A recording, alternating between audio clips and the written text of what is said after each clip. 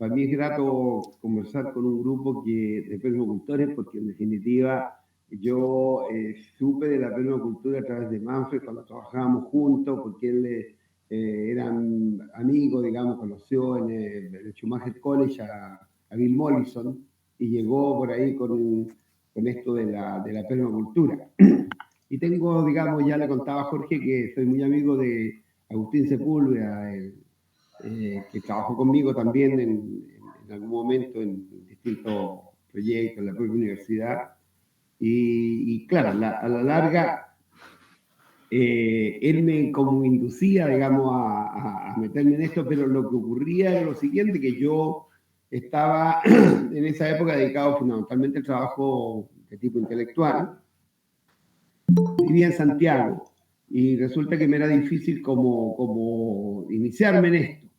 Pero ya ahora, desde que jubilé, digamos, y gracias a la invitación que me hizo mi hija mayor a que me viniera a vivir con ellos, ¿ya? Porque ellos abandonaron Santiago y se vinieron a vivir aquí a los faldeos de la cordillera de la costa, en el faldeo poniente, digamos. La cordillera de la costa es el lado de Curacaví, en un lugar que se llama Miraflores. Estoy específicamente en una parcelación que se llama Altos de Miraflores. Y entonces, a partir de allí, desde ese momento, dedicaba mi energía fundamentalmente a tratar de, por así decirlo, de practicar lo que he predicado durante casi 40 años de mi vida, yo diría casi 50 años de mi vida, que es, digamos, invitar a la gente a vivir de una manera más sencilla, una manera más simple, de una manera más, digamos, en términos muy concretos, más sustentable. Yo llegué a la convicción hace ya muchos años de que el camino por el cual, digamos, estamos, digamos, transitando como humanidad es un camino prácticamente suicida. Incluso creo que yo mismo fue el que en algún momento le planteé esto a Manfred antes de que él comenzara a hablar de esta cosa del suicidio, digamos, hasta el cual vamos encaminándonos, cual estamos encaminándonos colectivamente. Tengo la convicción de que gran parte de las creencias en las cuales estamos instalados, el imaginario que hemos construido, es un imaginario, ¿no es cierto?, que es tremendamente dañino para nuestra propia supervivencia como especie.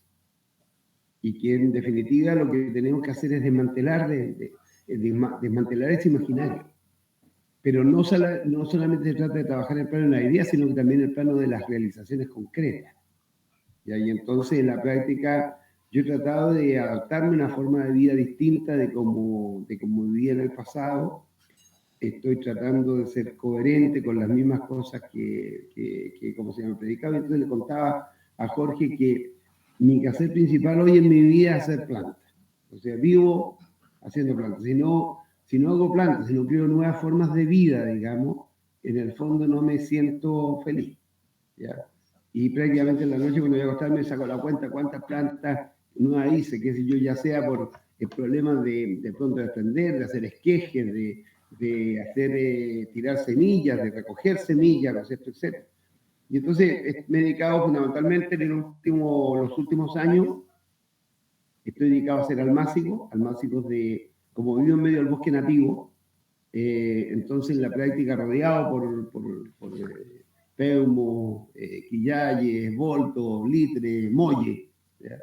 Entonces lo que me dedico es a recoger semillas y tengo una almaciguera, las voy tirando allí, busco asimismo, como he instaurado el sistema de riego por goteo en la parcela, tratando de jardinear un poco, hacer jardines y también de aprender a producir alimentos. Tengo un par de invernaderos, entonces pequeñitos, entonces donde voy, entonces en el fondo haciendo qué cosa.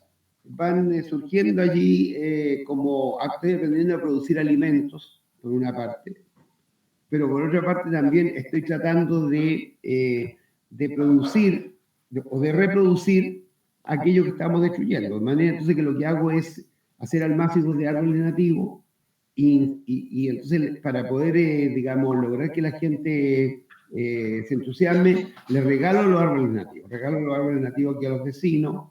Periódicamente estoy poniendo aviso de que tengo árboles nativos para recoger.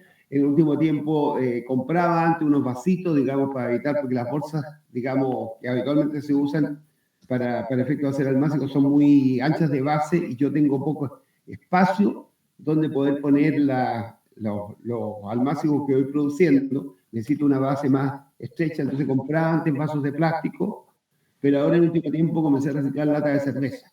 Entonces todos los vecinos aquí digamos, del barrio, me juntan latas de cerveza que no las aplastan, sino que las corto por la mitad, las perforo en la base, por un lado, por el otro, y con eso entonces voy teniendo los almacenes que le da una base de sustentación más, por otra parte, más firme, y paralelamente me permite entonces producir las metas que me voy poniendo en términos de cuántos almácigos, digamos, cuántos árboles nativos logro producir.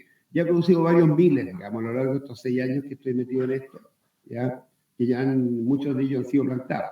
Pero con esto, con esto voy, digamos, quiero fundamentalmente llegar a lo fundamental, que es lo siguiente, o sea, amén de otras cosas que estamos haciendo, como intentar producir agua del aire mediante unas máquinas que trajimos, que lo que hacen es capturar la humedad, digamos, ambiental y transformarla en agua, ¿ya? Porque el gran problema que tenemos fundamentalmente tiene que ver con el agua. Esa es la forma como a nosotros nos va a afectar principalmente en nuestro país, digamos, en la transformación del cambio climático que estamos experimentando.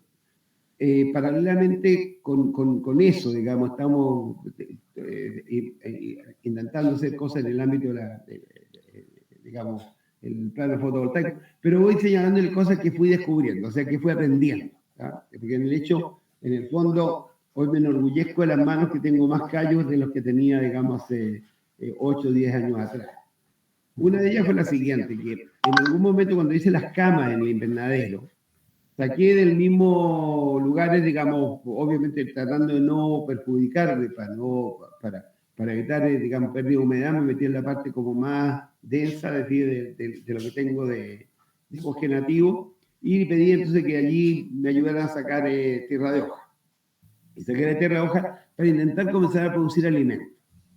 Me fracasé, porque me salieron unos digamos, nunca logré que los rábanos o que los zanahorias me salían como normales, me aparecían unas cosas así medio monstruosas, y me imagino de ahí habrán aparecido todas estas cosas en las creencias de los gnomos y de los, digamos, de estas cosas así que aparecen en la Harry Potter no, ¿cómo se llama?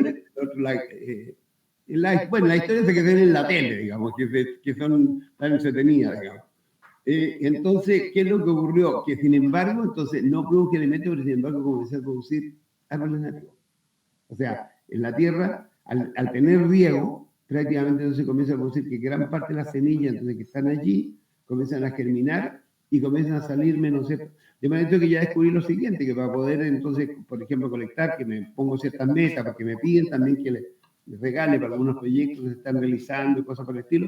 Entonces me dedico, estoy permanentemente recogiendo los lugares donde tengo riego por goteo, porque al lado de los propios árboles que he plantado o de las plantas que tengo allí, comienzan a aparecer, ¿no es cierto?, esquejes, o sea, comienzan a aparecer plántulas, digamos, que han sido derivadas del crecimiento de lo que son, ¿no es cierto?, las semillas que los propios árboles van botando. Entonces hay cuestiones de ese tipo que en la práctica, ¿no es cierto?, uno va aprendiendo. Me falta todavía mucho porque estoy un poco apresurado para hacer las cosas, pero vamos un poco entonces a lo que es la reflexión más de fondo que es lo que quería compartir con ustedes, porque yo ya es una convicción y entonces en cuanto tengo un espacio para poder, digamos, decirlo, lo digo. Yo dediqué toda mi vida al trabajo intelectual, o sea, digamos, acabo de cumplir hace unos meses, menos de un mes, digamos, el 15 de diciembre cumplí 80 años, ¿ya? Y resulta que durante los primeros años de mi existencia yo, bueno, soy de los primeros sociólogos chilenos, de los primeros sociólogos profesionales, de la primera generación de sociólogos profesionales. Trabajé en el sector público hasta el golpe militar. Fui académico, digamos, hasta el golpe militar. Y posteriormente, entonces, la vida me llevó a trabajar un tiempo con Naciones Unidas, posteriormente a meterme, digamos, para poder sobrevivir, a crear junto con Manfred una ONG, que fue el CEPAUR. Posteriormente otra ONG, digamos, en la cual también fui co-creador, digamos, el Canelo de Nos, qué sé yo, el Instituto de Ecología Política, la Red Nacional de Acción Ecológica. Bueno, en cuanto a vaina, hay por allí, digamos, probablemente en algún momento estuvo vinculado, digamos, aportando y trabajando un poco en términos de ver cómo fortalecer, ¿no es cierto?, lo que era la sociedad civil. Adicionalmente a eso trabajé en el ámbito universitario, intenté crear un proyecto de universidad, una universidad al servicio de la sociedad civil, una universidad para las organizaciones sociales, para el movimiento popular. Lamentablemente no fue bien, y como no fue relativamente bien en lo que hacíamos, llegó, digamos, un poco un grupo de personas y logró realizar un proceso de quedarse con la universidad, que es muy típico, digamos, todos los mecanismos propios del sistema capitalista en el cual estamos instalados. Y lo concreto entonces que en definitiva, sin embargo, bueno, hicimos experiencias muy interesantes allí. Desde el punto de vista de búsquedas educativas distintas, digamos, operar en función de las cosas, digamos, en las cuales creíamos y que había que impulsar. He sido profesor en muchos programas de posgrado, en Chile, fuera de Chile, digamos, principalmente fuera de Chile, en América Latina, incluso en España. Y lo concreto, ¿no es cierto?, entonces, que todo eso es derrotero. Yo he ido llegando a la convicción de que a la larga, en la práctica, si no cambiamos de una manera radical, como ya le señalaba nuestro imaginario, las creencias en las cuales estamos instalados, estamos condenados prácticamente a la desaparición como especie. O sea, no es un problema exclusivamente de que uno diga, mire, aquí se va a afectar a otras especies, nos estamos afectando a nosotros mismos. O sea, no va a haber posibilidad, digamos, de que podamos seguir siendo humanos cuando vivimos procesos de absoluta deshumanización.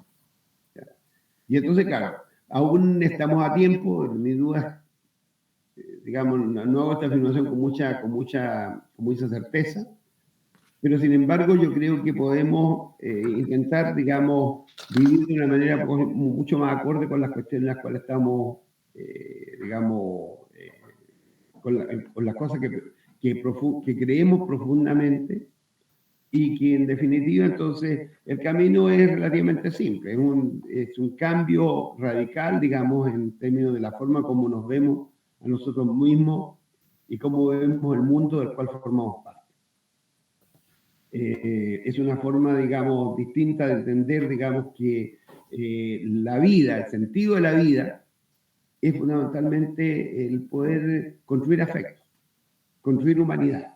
O sea, porque en el fondo los humanos llegamos a ser lo que somos porque, a diferencia de otras especies, pudimos, digamos, entonces, por así decirlo, potenciar una virtualidad que estaba en nosotros, y era que era nuestra condición empática. En el fondo, somos seres que de alguna manera tienen la capacidad de imaginar cómo sienten otros seres vivos, de intentar, de alguna manera, ponernos en el lugar del otro, ¿ya? Y uno puede decir que en el fondo tal vez eso es lo que nos permitió llegar a ser lo que somos, ¿ya? Nos permitió imaginar, digamos, todos los artefactos culturales que tenemos, incluso el propio lenguaje, son instrumentos para poder salir de esta caja negra, como dicen Maturana y Varela, que es nuestra mente, nuestro digamos, lo que podríamos llamar nuestro dispositivo psicológico. Lo que es, no sé, lo que es nuestra alma, lo que es nuestro espíritu, que intenta conectarse con otro y que nunca tiene la certeza de que esa comunicación va a ser 100% plena, ¿ya? Yo acabo de enviudar hace poco, hace un año atrás, un poco más, viví casi, nos conocimos hace 63, van a ser 64 años, teníamos 16 años, y nos casamos a los 19 y vivimos juntos desde ese momento hasta que murió mi esposa. Lamentablemente ni siquiera alcanzamos a cumplir los 80 años. Y resulta que, claro, a pesar de esa relación, digamos, que nos permitió tener una familia relativamente numerosa, o sea, ¿sí? 2 hijos, 2 hijas, 3 hijos, 5 nietos, 5 nietas, 2 bisnietos, ¿ya?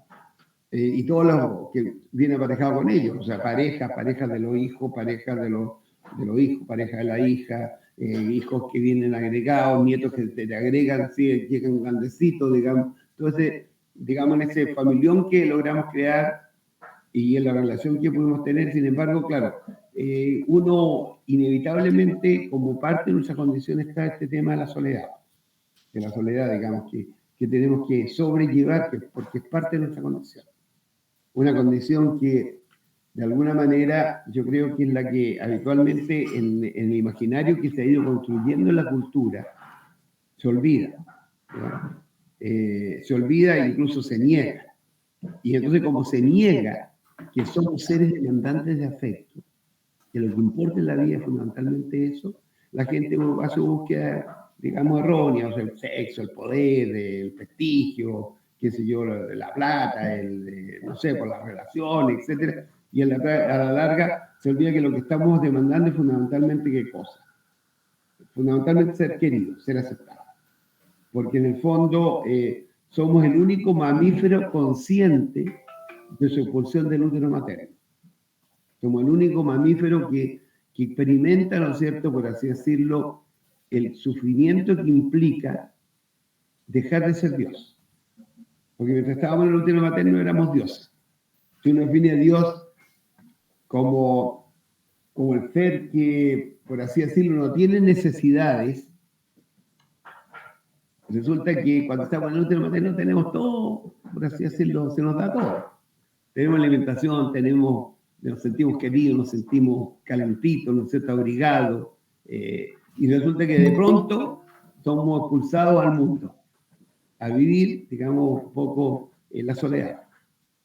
Y resulta que entonces ese elemento, digamos, esa condición como de lo que Bateson habla como de esa condición, de esa ruptura, ese quiebre fundante de lo que es nuestra identidad como seres vivos, es lo que de alguna manera es como la necesidad fundamental que nos constituye.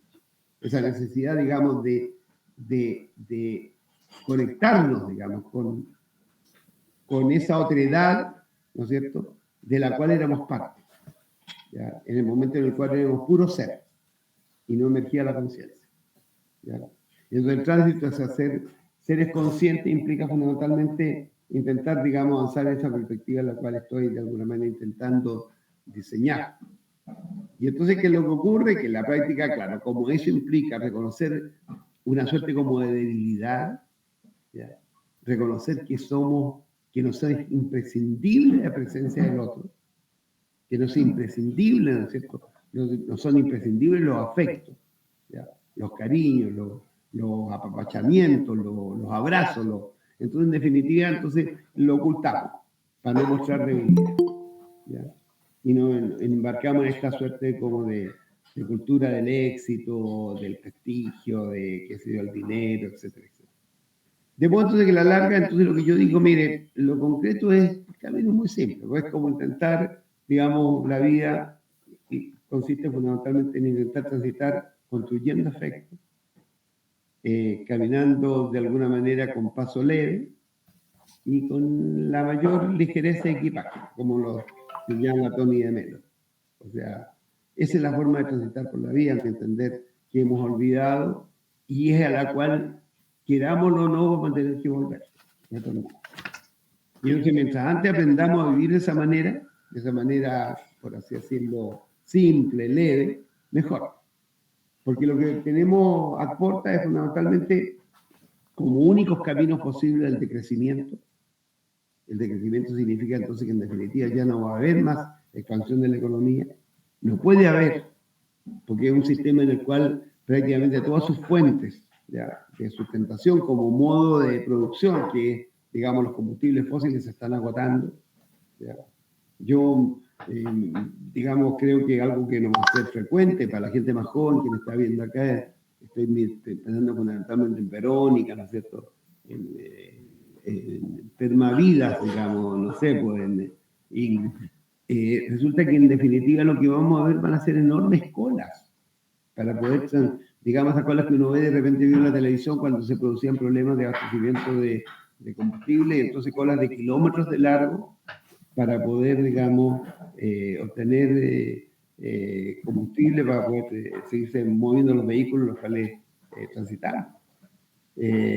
Ya cuestiones así como que, digamos, están dando las señales, se están produciendo día a día, o sea, de repente colapsos viales en autopistas, digamos, en China, que duran, por así decirlo, días, si no semanas. ¿Ya? En la reciente tragedia que tuvimos recién, este camión, ¿no es cierto?, que pasa por encima de 10 vehículos y mata, ¿no es cierto?, 4 personas. ¿Ya?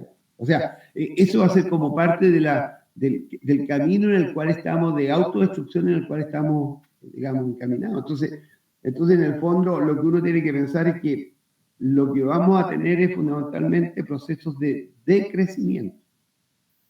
Y se trata entonces de entender de cuál es la manera más razonable, más por así decirlo, menos dolorosa, menos, por así decirlo, dañina en términos de generar efectos secundarios sobre, digamos, instituciones, fundamentalmente sobre las personas, sobre las familias. En ese proceso en el cual va a ir progresivamente desapareciendo aquellas formas de trabajo que conocíamos. ¿Ya?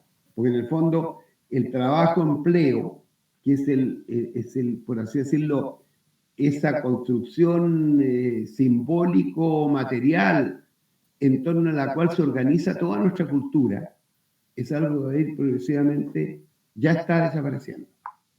¿Ya? Ya están desapareciendo, entonces han desaparecido los empleos para toda la vida. ¿Ya? Hoy por hoy, digamos, la gente transita de un trabajo a otro, qué sé yo, con una velocidad impresionante.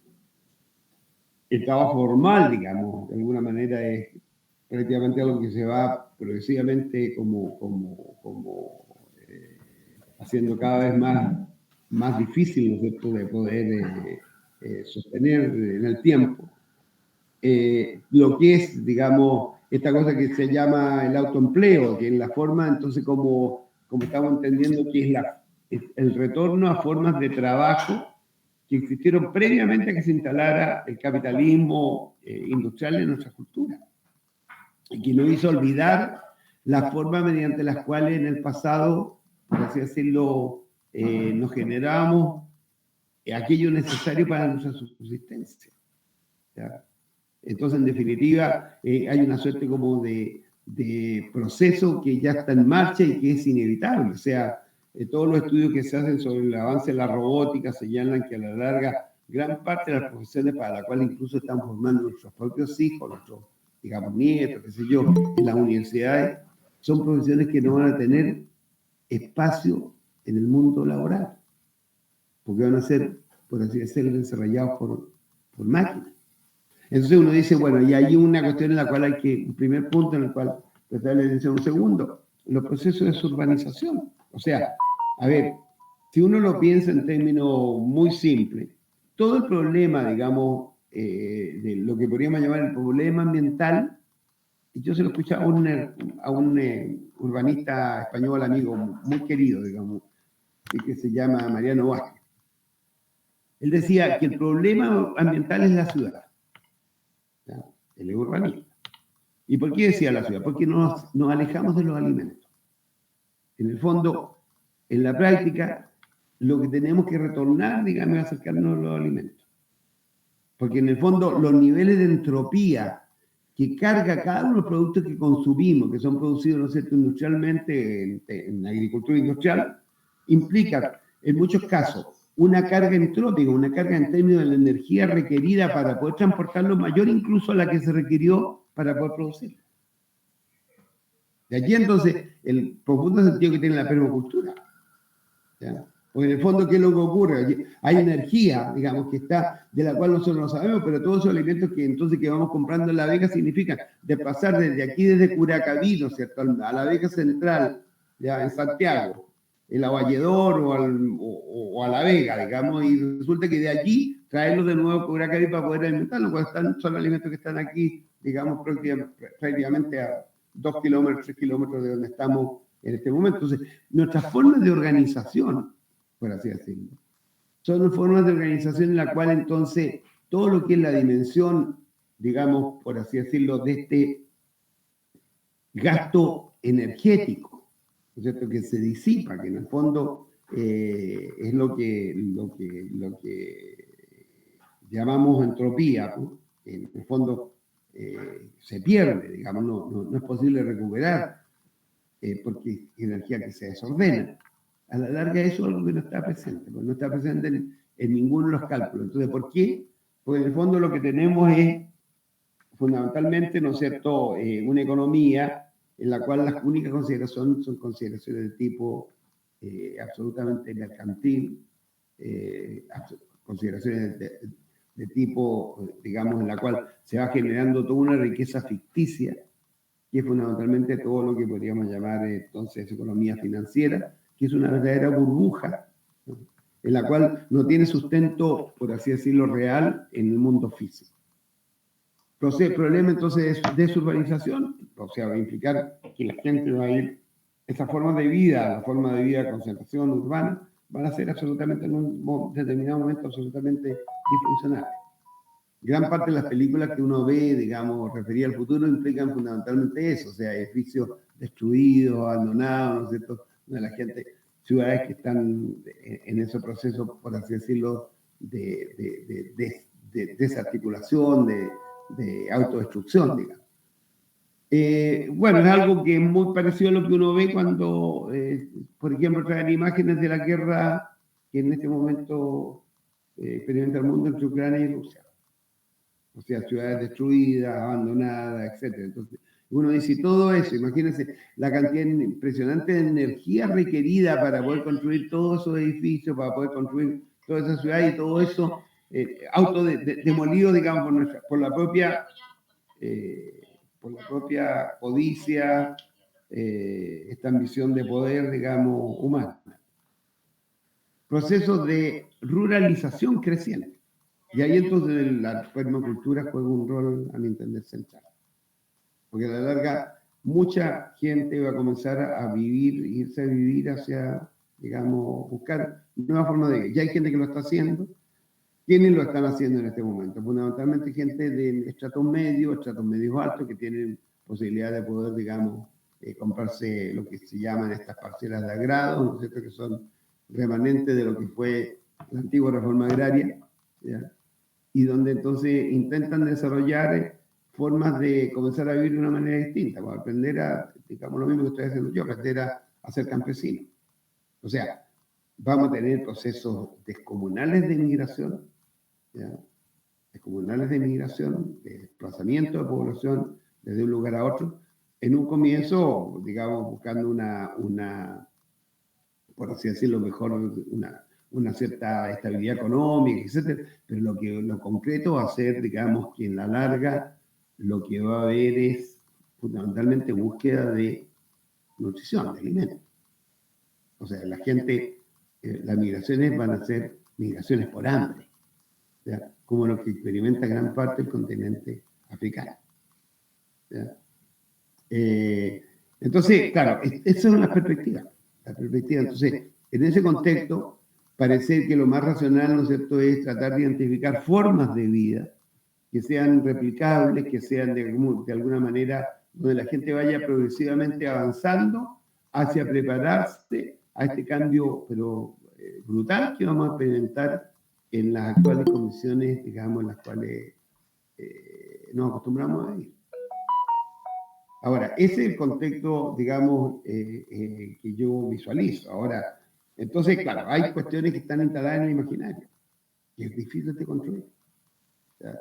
O sea, por ejemplo, hoy por hoy, durante muchos años, está instalado en el imaginario esta cosa de que el crecimiento genera empleo, el crecimiento genera bienestar. Y resulta que a la larga los datos duros no muestran eso. O sea, tenemos crecimiento, pero en la práctica no se genera más empleo. Incluso hay economías que tienen una tasa de crecimiento, digamos, bastante sustantivo y no está generando empleo. ¿Por qué? Porque el empleo, ya lo señalaba, en razón de las transformaciones tecnológicas, de los avances científicos, de la tecnociencia, digamos, va progresivamente desapareciendo las formas de trabajo-empleo. Fíjense que hay una de las cuestiones que primero hicimos cuando trabajamos con Manfred junto en CEPAUR, con un antropólogo, yo y digamos, Gastón Guzmán y yo hicimos una investigación buscando en unos diccionarios que había. Teníamos un diccionario de la lengua aymara que contenía 6.000 vocablos, ¿ya? Del año 1600, 1590 y tanto, 1600, algo así, 7. El padre Ludovico Bertonio, no recuerdo, no olvido el nombre. No olvido el nombre. Y resulta que entonces allí encontramos buscando más de 120 palabras asociadas a la noción de trabajo, al concepto de trabajo. De las 66.000, cerca de 120. Y ya pueden imaginar ustedes que en ese diccionario, como era en la época en la cual todavía operaba la Inquisición, ya le habían quitado todas las palabras feas, por así decirlo. Todas las palabras que podían de alguna manera cuestionar la fe católica, de manera que ya era un diccionario sesgado. Pero entre 6.000 palabras, 120 que tenían relación con el trabajo. Buscamos el diccionario de la Real Academia en la época, y con un diccionario de Webster, un muy buen diccionario inglés, y encontramos en el inglés menos de 30 palabras, entre 20 y 30 palabras asociadas a la noción de trabajo. Y en el castellano, menos de 20. O sea, eso muestra entonces el empobrecimiento que ha habido en nuestro imaginario respecto a la noción de trabajo, lo que se entendía por trabajo. ¿Ya? Y todavía cuestiones que están instaladas en el imaginario, a partir del trabajo doméstico. Todo el trabajo, digamos, de alguna manera, gran parte del trabajo femenino, ¿ya? Que era absolutamente desconsiderado, digamos, era considerado, no sé, pues sería un arte, qué sé yo, un placer, una cosa por el estilo, sacarle la caca a los pañales, digamos, preparar la comida, digamos, para el día siguiente, no sé, pues, ayudarle a hacer las tareas a los niños, ¿ya? O sea, todo eso era de alguna manera algo que dentro de nuestro imaginario, como no había de por medio una transacción financiera, ¿ya? En el fondo no se consideraba trabajo. Incluso el propio arte. ¿Ya? Yo recuerdo que en esa época, en la época de dictadura, a mí me tocó organizar, digamos, la cara visible de los primeros eventos públicos que se realizaron ¿cómo se llama?, en contra de la dictadura. En el Caupolicán, primero en el Cariola, después en el Caupolicán. Y en ese momento me tocó escuchar el siguiente comentario: mira, que son poco solidarios estos compadres, digamos, están pidiendo que les devuelvan la plata del taxi. O sea, imagínense, el artista que iba a cantar gratis tenía que llevar un contrabajo, tenía que llevar su equipo, etcétera, y el compadre no tenía cómo pagarlo, ya estaba aportando su trabajo, pero entonces el hecho, digamos, de que no sé, pues eso no era considerado trabajo. ¿Ya? Entonces, en la práctica, entonces hay un imaginario absolutamente distorsionado por las categorías mercantiles. ¿Ya? Y eso es todo lo que tenemos que volver a recuperar, porque yo creo que a la larga vamos a ir transitando progresivamente hacia una economía, digamos, unas formas económicas que depreciamos, que en el pasado, digamos, fueron tremendamente importantes para constituirnos como especie, para permitir los avances civilizatorios que hemos tenido, los logros que tenemos respecto a cómo nos pensamos nosotros mismos, nuestro papel en el universo. ¿Ya? Y resulta que en la práctica, entonces, en ese proceso, a la larga, lo que tenemos es algo que se nos va a ir dando poco a poco, pero mientras más tarde entendamos, digamos, el sentido profundo de lo que son el operar de la realidad, de las cosas, el sentido de nuestra propia existencia, más, digamos, doloroso, más lento va a ser esa transformación requerida. O sea, entonces imprescindible un cambio en lo que son nuestros estilos de vida. Y aquí entonces paso hacia la cosa que yo creo que es central.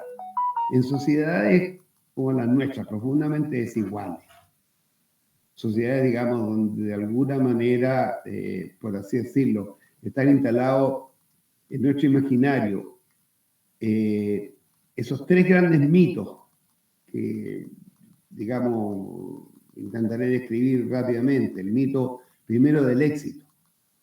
de entender la vida como algo en la cual permanentemente vivimos como escalando, subiendo al Manquehue, y el que llega primero, digamos, un poco, o en realidad el Manquehue se queda corto, tiene que ser el Everest, ¿no es cierto?, la Concagua, ¿ya? Y hay que llegar a como dé lugar. Yo no sé si recuerdan ustedes la anécdota que nos ocurrió a nosotros como chilenos cuando llegaron 2 equipos chilenos por distintos lados al Everest y poco menos que se agarraron puñetes en la punta del Everest, digamos, porque a pesar de ser tremendos deportistas y cosas por el estilo, porque eso nos pasa solo a los chilenos, o sea que lleguen 2 equipos, digamos, absolutamente peleados entre ellos, digamos, en el mismo momento. Pero lo concreto es eso, o sea, el éxito, y el éxito implica entonces que en el escalar, porque hay que llegar, subir a como dé lugar, no importa que uno le pise, no sé, todos los dedos al que va más abajo y que se despegue, ni nada por el estilo, lo que importa es, digamos, por así decirlo, trepar y alcanzar la cima. Eso que llamamos éxito, ¿ya? Y entonces nos pone ahí como ejemplo del éxito un personaje tan vulgar, tan, digamos, poco, por así decirlo, admirable como Maradona o como Chino Ríos, ¿ya? Que como, digamos, no sé, pues, a lo mejor eran buenos deportistas, habrán sido excepcionales en lo que hacían, pero en términos de lo que puede presentarse como imagen para que algo que imiten nuestros hijos, por lo menos a mí me daría, digamos, bueno, con esto le hago un modesto homenaje a Messi, que es mi héroe, digamos, en ese sentido. Entonces, bueno, entonces, porque uno también tiene también su caída, digamos, puede que a algunos no les guste. Bueno, lo concreto, entonces, siguiendo un poco en la reflexión que había. Entonces, en el fondo se nos pone, entonces, se presentan estos personajes que han tenido éxito, ¿eh? Y hay que ser entonces como Brad Pitt, hay que ser como, qué sé yo, como Cristiano Ronaldo, digamos, ¿eh? como Macron, ¿ya? Como, bueno, ¿para qué seguir nombrando? Para no pisarle el callo a nadie, entonces no voy a seguir nombrando personajes. Entonces, ¿qué es lo que ocurre? Que a la larga viene el segundo mito. Entonces hay que tener éxito y copiar a estos que han tenido éxito. Y una palabra, digamos, tan por así decirlo, vacía en términos de lo que implica, ¿ya? El segundo mito, entonces, es el mito de lo que podríamos llamar el mito de la normalidad. ¿Y qué implica la normalidad? Que se instala esa medida de éxito, y hay que hacer como estos, entonces como la norma. Y entonces, en la práctica, ¿qué es lo que ocurre? Todos tenemos que ser como ellos, y toda la publicidad se orienta en función de eso. Y aparece entonces el personaje que asociado a un Ferrari, aparece, digamos, asociado a un Huawei, el último Huawei, o el último, digamos, cualquier cosa, sea hasta el último teflón, ¿ya? La última, qué sé yo, no sé, dispositivo casero, el cucharón, digamos, el cucharón mágico o la cuchilla mágica. Entonces, y asociado entonces al personaje, y entonces hay que ser, digamos, como ellos, y entonces en el fondo, entonces viene como esa norma que te exige que tú tienes que ser exitoso. Tienes que ser como. Y entonces cuando uno sale en la mañana, entonces lo que yo siempre usaba la siguiente metáfora, ¿eh? Así, me reía de mí mismo un poco, decía, mira, yo me paraba frente al espejo y me miraba y trataba de parecerme a Brad Pitt, pero por más empeño que lo hacía, no lo lograba. Entonces salía profundamente decepcionado, digamos, a cumplir mis funciones, mis tareas sociales y públicas, con un profundo descontento en mí mismo, porque por más que lo estaba, no me parecía. Y aquí viene el tercer mito. ¿Ya? Porque, o sea, el segundo mito es un mito que produce la desechabilidad humana. Porque imagínense todo, ¿qué es lo que pasa con eso? La gente que viene por la calle transitando desde Venezuela, creyéndose el cuento de que aquí en Chile poco menos que van a transformarse, no sé, porque se van a encontrar con el rey Midas, que los va a tocar y los va a convertir, digamos, todo lo que llevan en oro.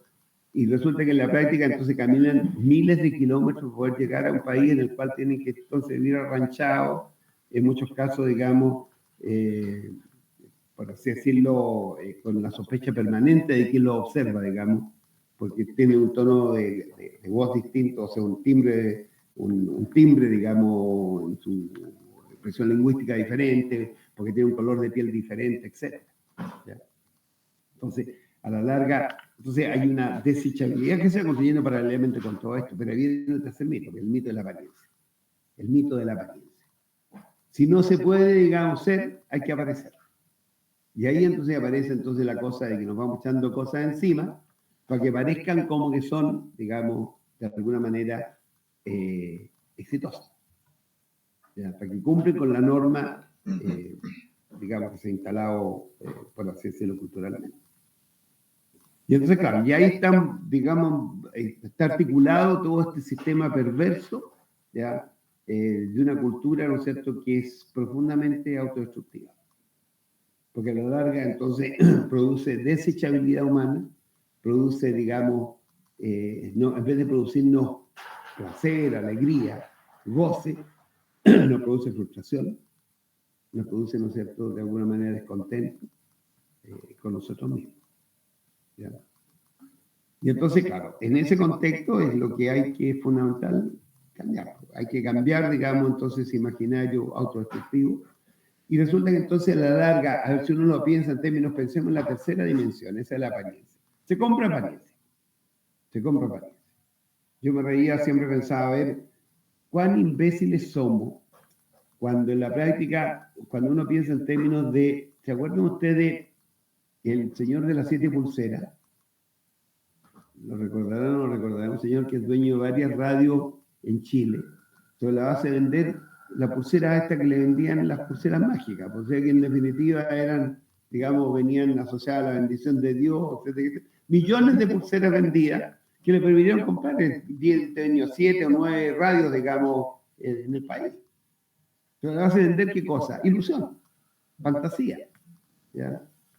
Entonces, en el fondo, es eso, o sea, eso de repente ustedes ven en la tele una publicidad de la crema dérmica, ¿no es cierto? Dérmica instantánea, probada poco menos que cuando los primeros astronautas que fueron a la Luna.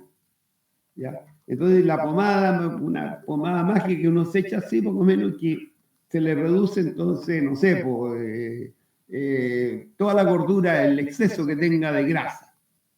Y hay miles de millones de personas que compran ese cuento. Porque si no, ¿cómo se entiende que tengan tantos minutos de televisión con lo caro que es los minutos de televisión? ¿Ya?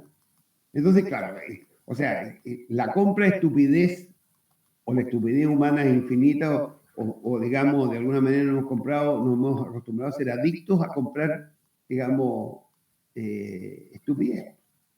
¿Ya? Pero lo concreto es eso, o sea que en el fondo vivimos en este mundo en el cual hemos ido construyendo una suerte como de imaginario profundamente autodestructivo y perverso. Y entonces, claro, ¿qué es lo que tenemos que tener claro? Tenemos que tener claro que para poder sobrevivir, digamos, para poder, digamos, evitar que la autodestrucción, digamos, sea como el signo de la época que se nos avecina, tenemos que cambiar sustantivamente nuestra forma de ver el mundo. Y aquí entonces yo creo que hay una exigencia bien clara. Tenemos que entender que para poder lograr, digamos, que las cosas funcionen, tenemos que apuntar en la perspectiva del decrecimiento. ¿Ya? Y decrecimiento implica ¿qué cosa? Implica paralelamente abajamiento. ¿Y abajamiento qué significa? En el fondo, reducir los niveles de alguna manera de bienestar que hemos obtenido.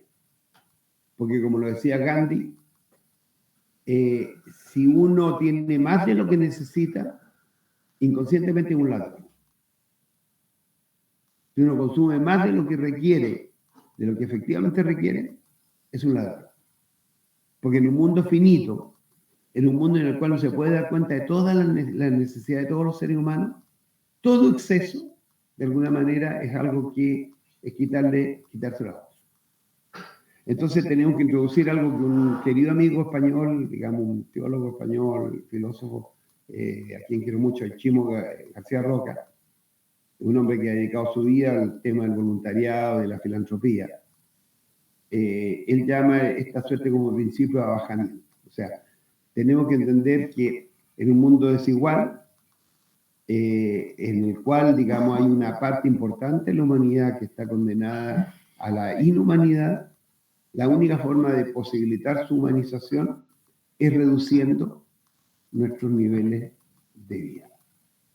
Estar dispuesto a entender que tenemos que sacrificar cosas. Tenemos que pensar en términos de, digamos, de un abajamiento. Esto coincide mucho con una idea que nosotros trabajamos años atrás, ahora un par de décadas, tal vez un poco más, el programa Chile Sustentable, ¿no? Creo que es como una década, donde nos planteamos entonces algo que llamamos, para sustituir la forma de medición de la línea de pobreza, que es algo que todo el mundo conoce, sabe, ¿no es cierto?, que está asociado fundamentalmente a lo que es, digamos, los niveles, digamos, requeridos para que una familia pueda subsistir en forma decente, ¿ya? Entonces, en el fondo, nosotros comenzamos a hablar entonces de una cosa para, por así decirlo, desmercantilizar, deseconomizar un poco esa mirada que había. Comenzamos a introducir la idea de lo que llamamos una línea de dignidad humana, en términos de pensar en cómo logramos la satisfacción, digamos, de este complejo de necesidades en las cuales hablamos en el desarrollo de escala humana con Magnef y otra gente. Y entonces acuñamos esta noción de idea de una línea de dignidad, una línea en la cual convergen, por así decirlo, ricos y pobres. La convergen los que están más arriba y los que están más abajo.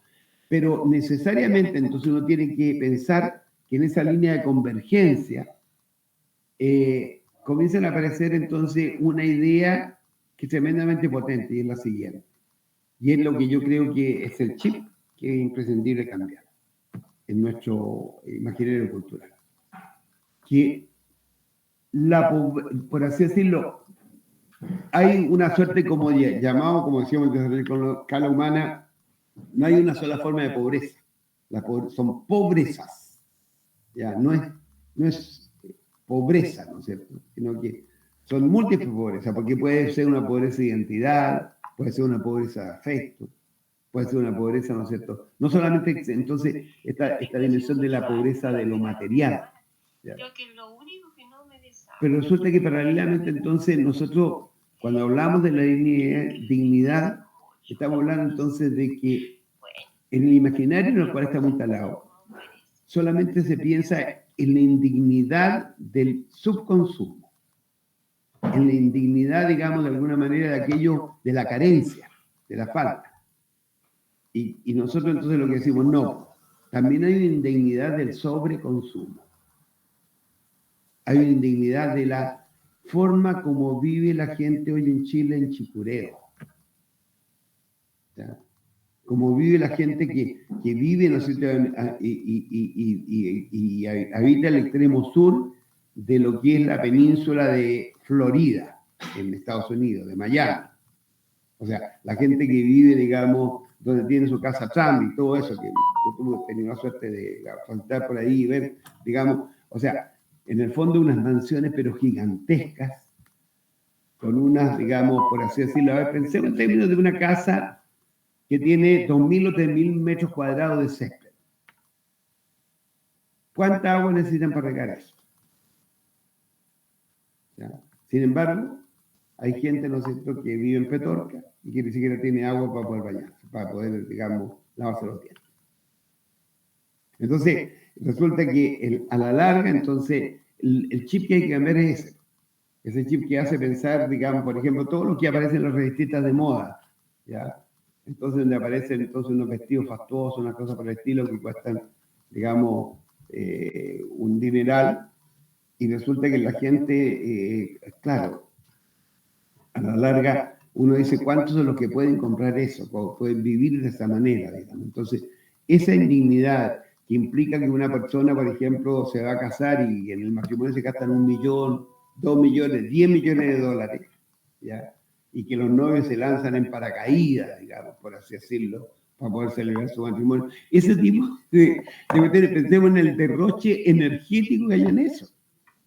El equivalente a cuántos desayunos, a cuántos, digamos, meriendas, cuántas raciones de alimentos para niños que están muriéndose de hambre en algún lugar del planeta. Entonces, bueno, y entonces ahí eso implica, entonces, verlo, o sea, invertir absolutamente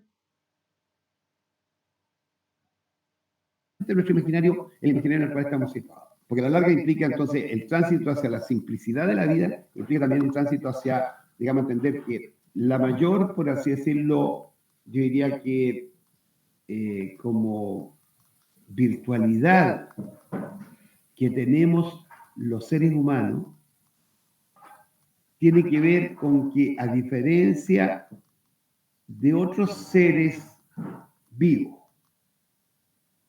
que también experimentan lo que podríamos llamar, o sea, tienen esta condición empática. ¿Está claro?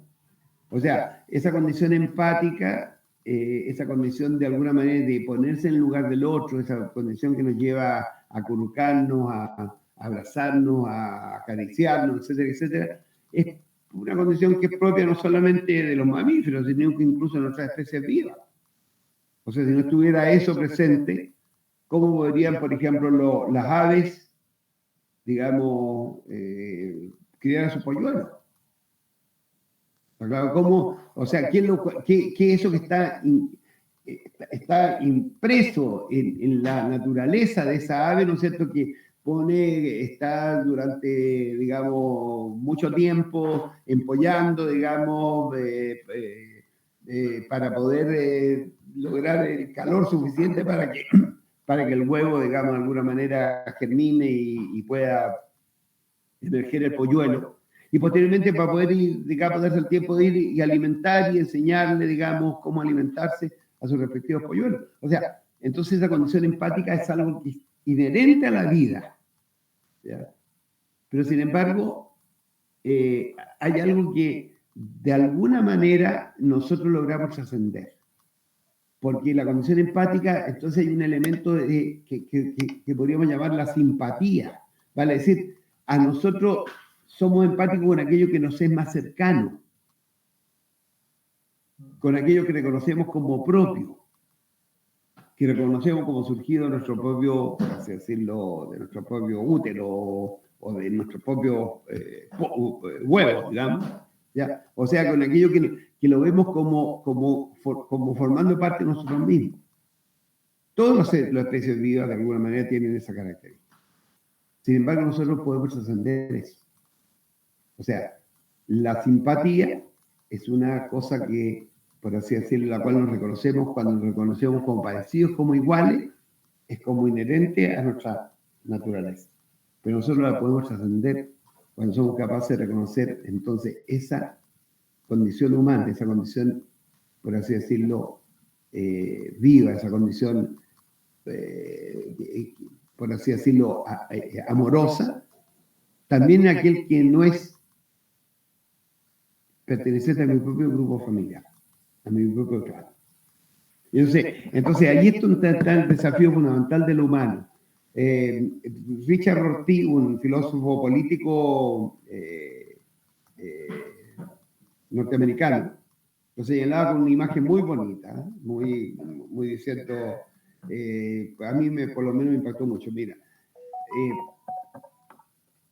hay dos niños que están peleando. Y resulta que entre ellos, y resulta que si ambos son hijos míos, yo puedo ser justo. Pero resulta que si uno es hijo mío y el otro no es hijo mío, me va a ser muy difícil ser justo. Porque los seres humanos prima, por así decirlo, esta condición empática. O sea, voy a ser barrero, por decirlo de alguna manera, voy a ser nepotista, ¿ya? Entonces, ¿en qué consiste fundamentalmente el desafío para la humanidad? El desafío para que nosotros como administradores de la vida, administradores digamos, de esta enorme, por así decirlo, regalo que nos dio un ser supremo, la naturaleza, las leyes del universo, etcétera, que es la maravilla de la vida, de la existencia, digamos, del paisaje, de todo ello que ¿cómo se llama? De la germinación, por ejemplo, de las plantas, de las flores. Toda esa tremenda maravilla de la existencia, de la cual de alguna manera somos como administradores, como responsables. Entonces, en ese contexto, nosotros los seres humanos tenemos la posibilidad de poder trascender esa suerte como de condición casi como de alguna manera inevitable, que es, digamos, el ser barrero, el no poder trascender más allá de lo que sería la empatía, la simpatía, y ampliar la empatía. Y eso implica entonces lo siguiente, que para poder, digamos, ser mejores humanos, para poder darle una posibilidad, darnos una posibilidad como especie de poder sobrevivir en el contexto en el cual vivimos, requerimos ampliar los círculos de lealtad, que es donde se aplica la justicia. O sea, entender que esos dos niños que están allí, no solamente hay uno que es mi hijo y el otro no es hijo mío, sino que ampliar los círculos de lealtad implica reconocerlos a ambos como hijos de mi humanidad. Reconocernos, digamos, como parte entonces en esa ampliación creciente de círculos de lealtad que hacen posible entonces que la justicia en definitiva sea posible. Eso implica entonces irradiar y ir ampliando estos círculos, digamos, de reconocimiento de la maravilla de la existencia, de la vida, de la fraternidad, de todas las cosas que hemos ido descubriendo, del amor, ¿no es cierto?, de cómo se llama, del conocimiento, etcétera, irlo ampliando y reconociendo en todos los seres que pueblan nuestra existencia, que constituyen ese universo maravilloso del cual formamos parte.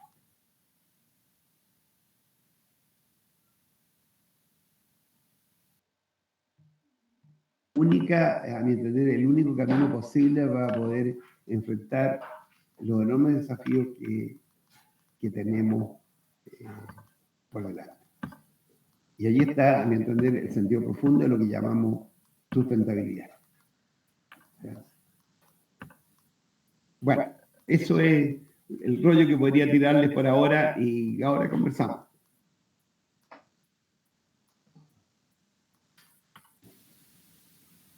¿Aló?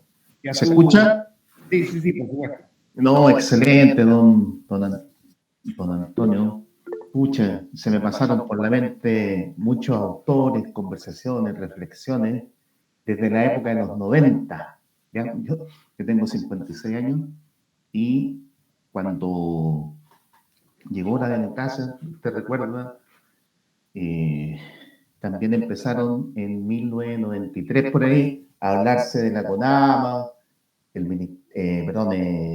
CONAMA, las ONGs, muchas de las ONG que usted nombró, fui a aprender, por ejemplo, el Canelo de Nos, donde todos estos principios y esta cosmovisión se compartían, habían ferias, ¿ya?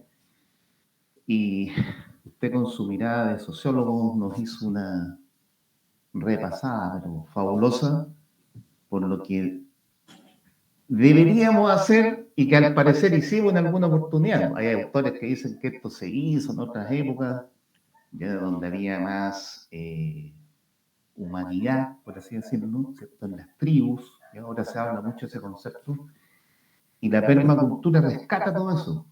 Así que usted mismo, que ahora está viviéndolo en carne propia, dice que tiene callos en sus manos, tomando semillas del bosque nativo esclerófilo de ahí, que es tan lindo esa zona. Bueno, la última vez que fui a Curacaví no me gustó mucho porque faltaba agua, así que la máquina que están trabajando va a ser un buen papel. Hay como varios inventos para poder atrapar el agua. Y lo que le comentaba al principio, el libro Desarrollo a Escala Humana, que usted al final lo resume en algo bien lindo, que es el afecto, ¿cierto? Que es eso que ocultamos a lo mejor, Y yo me la tomo en lo personal, me lo tomo así bien a pecho, en mis relaciones con parientes, amigos, etcétera, ¿cierto? Que ahí está lo primordial, ya para que esto sea algo no solamente intelectual, sino que algo vivo, ¿ya? Y claro, yo creo que tenemos mucho por compartir, hacer. Por ejemplo, yo partí, miren la suertecita, de vivir en una comunidad en el Valle de Elqui, y después en otra comunidad en Limache. Después en la vida me llevó a la institución, en fin, y volví acá a Linares, ¿ya?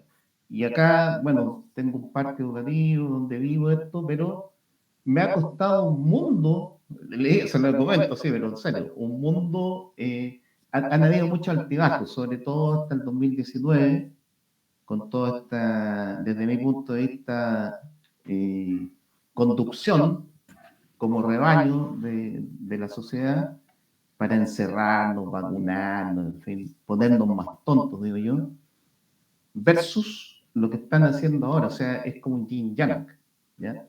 A mayor adversidad, al parecer, tenemos que sacar nuestros mejores recursos para poder solucionarlo. Y yo pensaba que en los 90 esto iba así como para arriba. Y no, pues era como al revés. Y entonces nos exige más. Pues, sí. De hecho, en el grupo Permavida, ¿ya? Siempre hablamos de organización. Y para mí es la clave. Yo el libro en realidad no lo he estudiado en profundidad porque pienso que debe estudiarse como en conjunto, ¿ya? Hay muchas ideas al respecto. Entonces, yo quiero hacer una consulta con respecto al libro de Desarrollo a Escala Humana que fue precisamente escrito para eso, ¿cierto? Para que nosotros los seres humanos seamos capaces de ponernos de acuerdo con toda nuestra diversidad de formas de ser, ¿cierto? Y recuerdo ahí que lo estudiaron con varios grupos de distintas partes del mundo, con distintos grados de educación, en fin. Y ¿usted piensa todavía que estas matrices que desarrollaron en ese texto son como aptas y necesarias para lo que estamos viviendo ahora? ¿Ya? Por ejemplo, el grupo Permavida, queremos hacer muchas cosas más. Queremos, por ejemplo, se lo comento, ¿eh? Queremos hacer trueques, ¿ya? Seguir haciendo trueques, seguir haciendo mingas y, termino con esta idea, eventualmente desarrollar ecoaldeas. Imagínense el tremendo propósito. Tengo acceso, digamos, a información porque me formé también, entre comillas, porque después algunas personas como que discutimos entre medio. Tengo profesores de permacultura así, que están en un buen nivel, en el sentido a nivel mundial, ¿ya? Y mucha información del Schumacher College, en fin, para poder realizar esto. De verdad, no solamente así como hablando y especulando, por así decir, sino que hacerlo de verdad. Por ejemplo, acá en la zona, le comento, aquí en la séptima región, hay varios grupos, incluso hay uno muy interesante en Rari, que está compuesto por chicos que no tienen más allá de 30 años, y están construyendo sus casitas de barro, están haciendo sus huertos, y hacen muchos cantos devocionales, con mantras, ¿ya? Yo también viví en esa onda, pero también creo que requerimos de ciertas estrategias como las que aparecen ahí, en el libro, ¿ya? Usted lo dijo, una de las claves es el afecto, pienso que eso es clave, pero los seres humanos también, pucha, de repente somos como medio egoístas, medio peleadores, en fin, entonces tenemos que desarrollar estrategias. Y lo otro, lo que nombró hace un ratito, con respecto a lo que está pasando con la migración de las grandes ciudades, de gente que tiene cierto poder adquisitivo y que se están comprando parcelas. Y yo le estoy siguiendo la pista a alguien que a lo mejor usted lo conoce, que es Carlos Clausen, ¿ya? que es un santiaguino, ¿ya?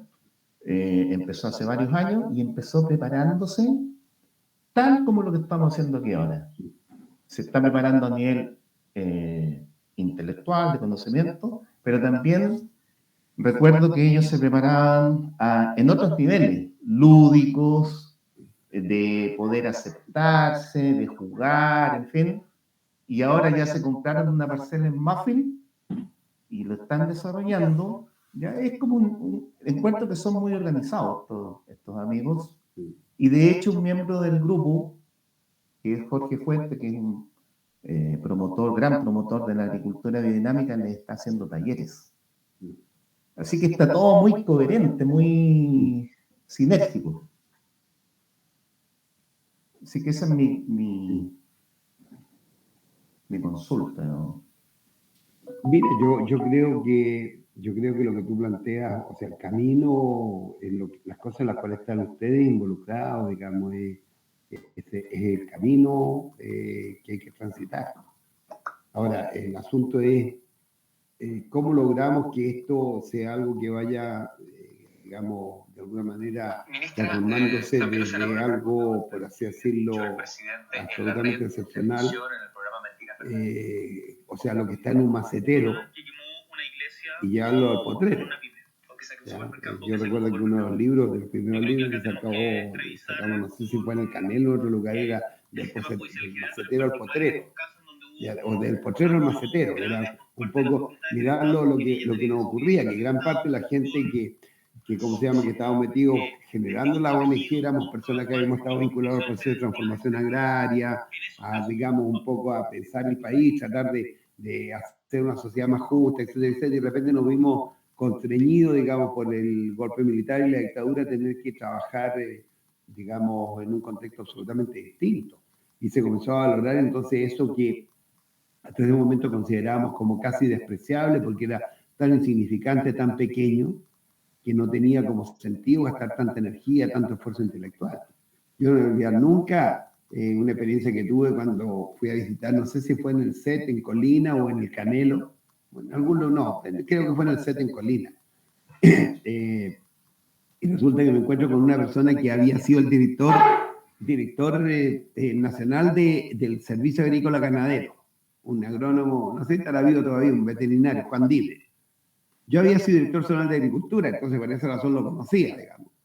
Entonces resulta que, y me encuentra, oye Antonio, me dice, mira, esta maravilla que estamos haciendo. Y me muestra entonces una mesita que debe haber tenido 2 metros por, digamos, 1 metro de ancho por unos 2 o 3 metros de largo, donde metía uno, por así decirlo, una suerte como de gallinero, ya, arriba, y con unas tablitas, y entonces eran unos secadores solares, ¿ya? Y yo decía, y yo pensaba, me hecho con la afición con la cual me dice, mira, estas cosas que estamos logrando demostrar, y se veía ahí unos carozos, digamos, unos digamos, ¿cómo se llama esto? Los de los duranos, digamos, que en el fondo, entonces, resulta o sea, secando, aprovechando la energía solar, el sol para secarlo y tenerlo ahí protegido con malla para que las moscas no llegaran, digamos, los bichos. Pero entonces, y yo pensaba para mí adentro, decía, pensar que antes tenía este señor bajo su mando como 500 camionetas, como 1.500 agrónomos, 2.000, 3.000 técnicos agrícolas, etcétera, y resulta que entonces, en definitiva, y ahora entonces, trabajando ahí con estos modestos, no sé, por metro cuadrado, entonces, ¿cómo habíamos tenido que transitar desde el potrero, de transformar el país, poco menos a la transformación pequeña, de la pequeña escala? Y te digo, entonces, a la larga, para mí fue una lección, digamos, o sea, fuera la anécdota que te cuento, fue una lección muy profunda, porque en ese momento descubrí la profunda validez de las cuestiones en las cuales, digamos, posteriormente me encaminé junto con Banfield y otras personas. O sea, la importancia de lo pequeño, la importancia, digamos, esto que Chumaje llama, no sé, lo hermoso, la hermosura de la pequeñez. O sea, tú comienzas a mirar, digamos, y a descubrir que hay un universo, pero descomunalmente inmenso, maravilloso, a descubrir, y que están las cosas, digamos, de pronto que hemos depreciado, que hemos desvalorizado.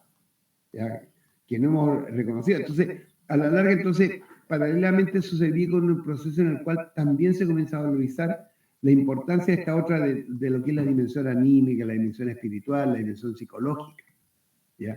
Porque claro, era un momento en el cual todo está volcado en las transformaciones globales, sociales, qué sé yo, transformar poco menos que el mundo, y entonces, pero la despreocupación por la autotransformación, por lo que llamamos con Martín Hoppenheim en un artículo por ahí el metro cuadrado de democratización, ¿ya? O sea, cuando tú tienes que democratizar tu espacio cotidiano, cuando tú tienes que, digamos, de alguna manera democratizar la relación que tú tienes, tu relación de pareja, ¿ya?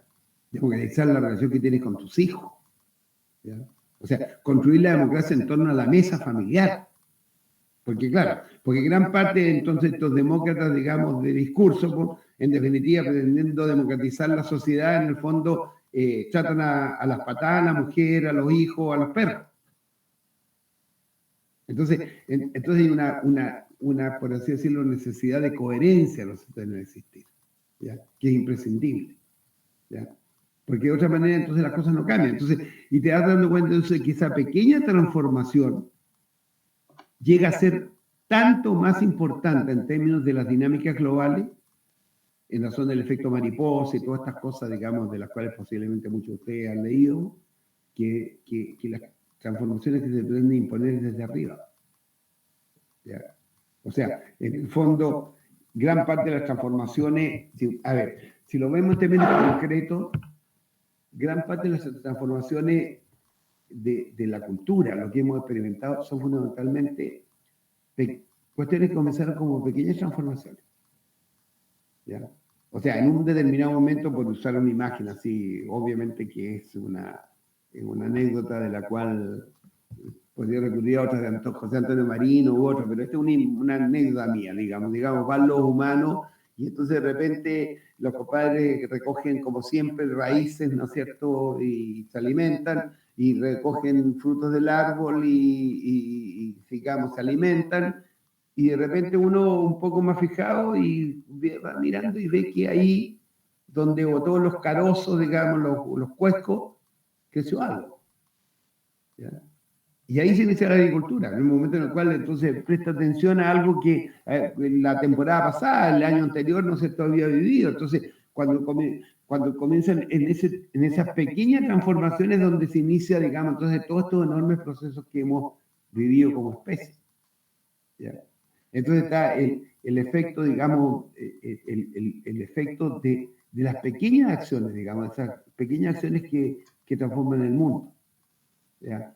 O sea, habitualmente se usa esta imagen para hablar, por ejemplo, de lo que fue el movimiento de los derechos civiles en Estados Unidos, de los afroamericanos, digamos, que cuando Rosa Parks se negó, digamos, se sentó porque venía muy cansada, tenía las patas hinchadas, porque después de trabajar todo el día en la casa de un blanco, pues, ¿ya? Y tenía las patas hinchadas, se sentó en un lugar que no podía sentarse en el bus, y ahí comenzó, digamos, todo lo que ese movimiento, digamos, de lucha por los derechos civiles que llevó al reconocimiento finalmente de, digamos, la población afroamericana como tan, por así decirlo, humana como el resto de los habitantes de ese país que era Norteamérica.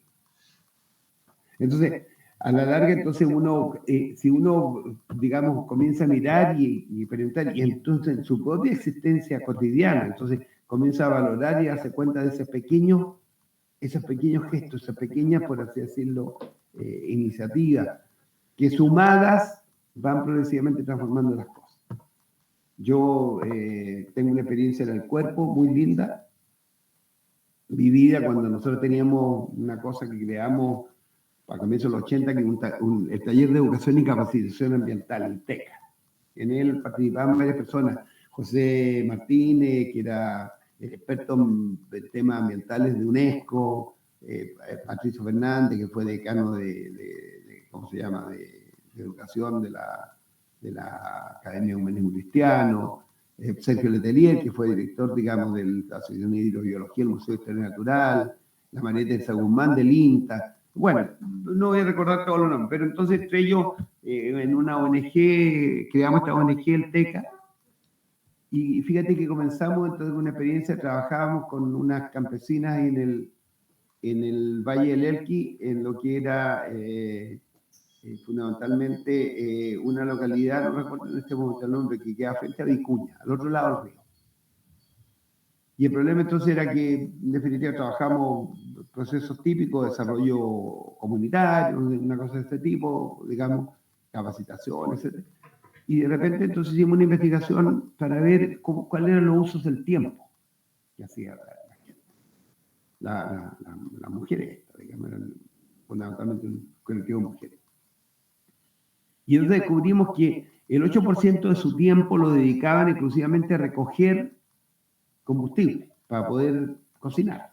O sea, en el fondo lo que hacían era recoger ramas, raíces, digamos, de arbustos para poder cocinar. Entonces, descubrimos entonces la primera cuestión desde el punto de vista, digamos, si uno lo analiza como ecologista, como ambientalista, que estamos destruyendo prácticamente con eso las fuentes de agua, porque en el fondo las raíces de los arbustos son las que posibilitan, digamos, la infiltración en las capas freáticas, digamos, de la humedad, pues, del agua.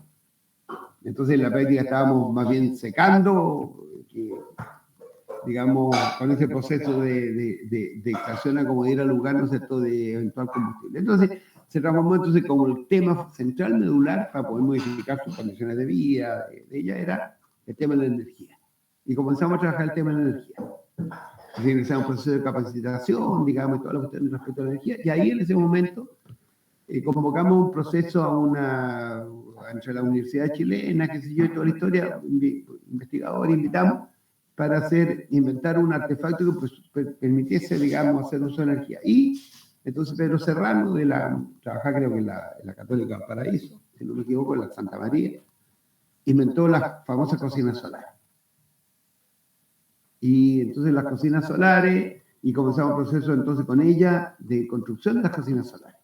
Y los vidriecitos que se quebraban en una parábola que posteriormente se pegaban y toda la historia, entonces hizo todo el proceso de hacer la famosa cocina solar. 25 eran las campesinas estas que trabajaban allí. Hubo dos que no les quedó muy bien hechas las cocinas solares y en definitiva terminaron alumbrando por el lado del queso. Y resulta que a la larga terminaron siendo las peores enemigas de las cocinas solares. La otra 23 les funcionó, digamos. Terminaron bien. Y lo concreto, entonces inicia todo el proceso esto de las cocinas solares. Pasado un tiempo, estamos hablando de una, no sé, estoy hablando de un periodo de una década, lo que le voy a contar la historia. Resulta que aparece toda esta cuestión, y llegan la gente de la FAO, la UNESCO, ¿ya?, a ver las cocinas solares.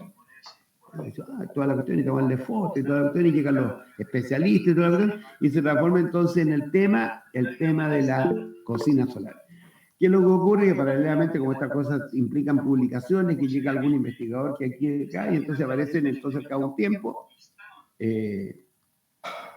unos prototipos hechos en la Universidad de Nuevo México y otros, por decirte algo, en la Universidad de, no sé, pues de otras, así, donde hay mucho desierto en Estados Unidos.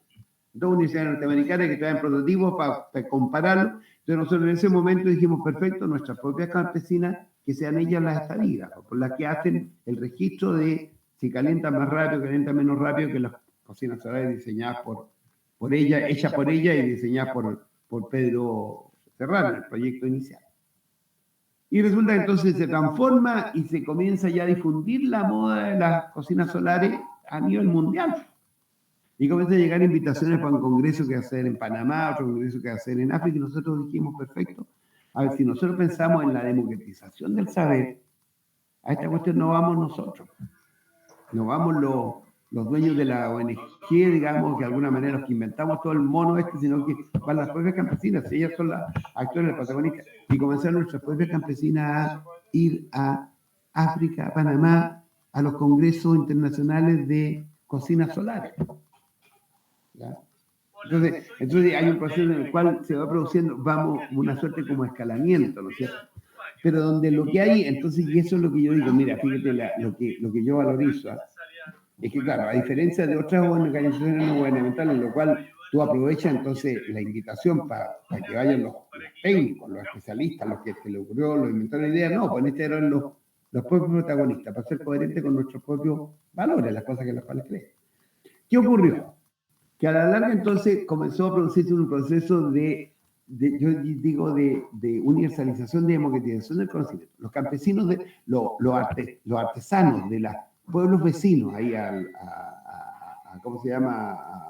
A este lugar, resulta que comenzaron a ir a ver, chuta, y entonces el compadre ese que hacía, por así decirlo, bajar las canaletas, que trabajaba con zinc para poder hacer las canaletas de los techos y cosas por el estilo, los compadres comenzaron entonces también a hacer cocina. Entonces en los distintos pueblos se fue, por así decirlo, irradiando en distintos lugares esta cosa de las cocinas solares.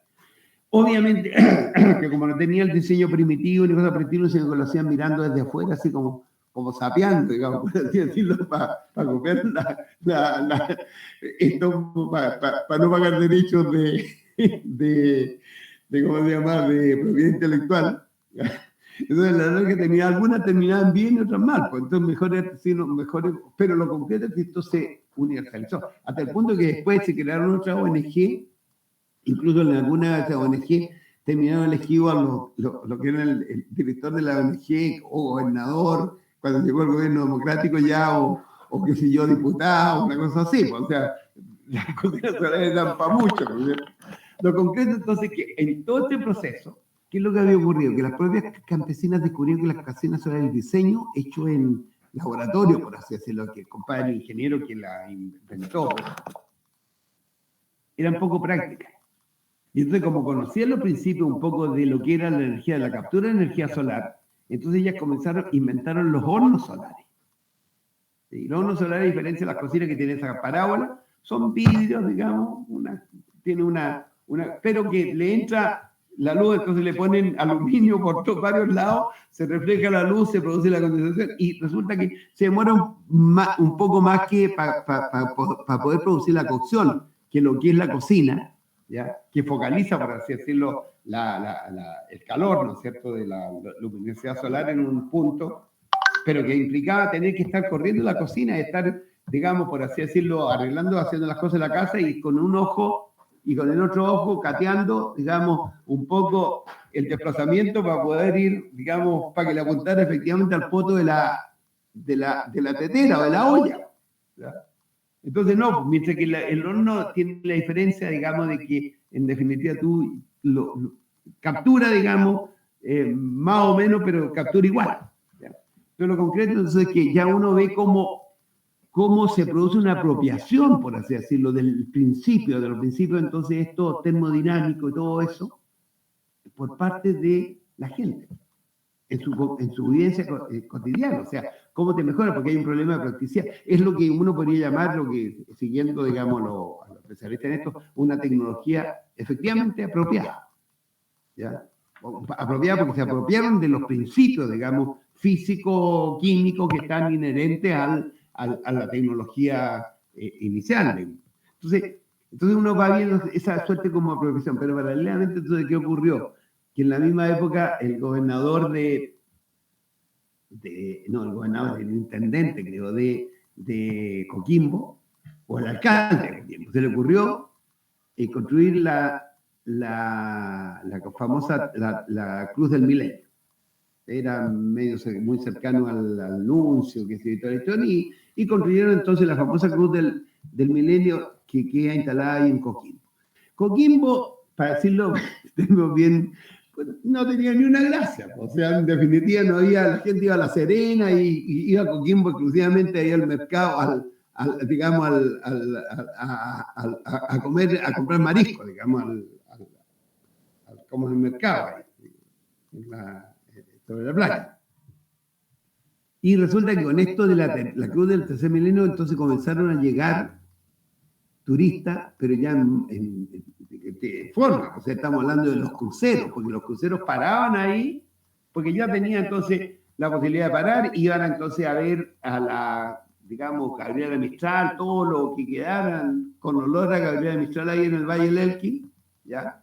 Y resulta que paralelamente entonces los llevaban a ver entonces la cocinería solar. Y la gente llegaba a comer empanadas solares, cazuelas solares, etcétera, etcétera.